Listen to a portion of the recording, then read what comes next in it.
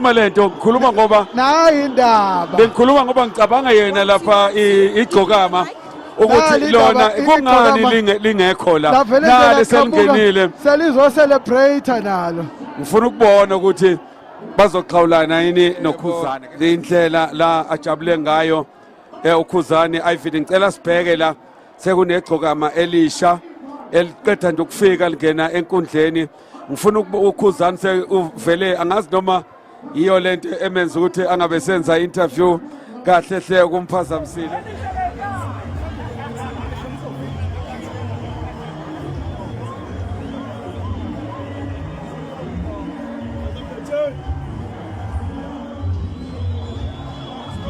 hamba phike la yesabe ihamba bla